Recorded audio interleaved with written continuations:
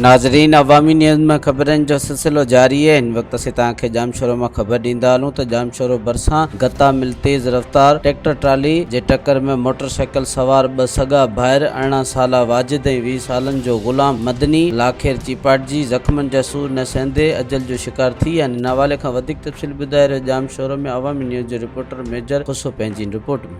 जी नाज़रीन, ॼामशोरे ڀرسان गता मिल चाढ़ी वटि ट्रैक्टर ट्राली जे ज़ोरदार टक्कर जे नतीजे में 2 सगा ॿाहिर मोटरसाइकिल सवार 20 सालनि जो वाजिद अली लाखेर ऐं 18 सालनि जो ग़ुलाम मदनी लाखेर उन ज़ोरदार टक्कर जे नतीजे में चिपाटजी ऐं ज़ख़्मनि जा सूर न सहंदे अजल जो शिकार थी विया आहिनि। संदसि इहो ॿुधायो पियो वञे त ॿई ॿाहिर पंहिंजनि माइटनि खां कंहिं कमकार सांगे वापसि पंहिंजे घर वञी रहिया हुआ त रस्ते में अहिड़े क़िस्म जो वाक़ियो पेश आयो।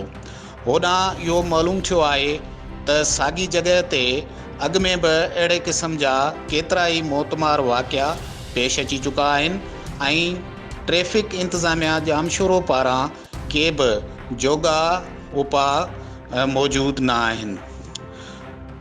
इहो पिणु मालूम थियो आहे त ॿिन्ही मक़तूलनि जा लाश बिलावल मेडिकल सेंटर कोटड़ी में ज़रूरी कार्रवाई बैदि वारसनि हवाले कया विया, जॾहिं त लाश घर पहुचण ते कोहराम पिणु मची वियो आहे। जी मज़ीद खबरों और तफसीलात के लिए विजिट करें हमारी वेबसाइट www.awamiNewsHD.com।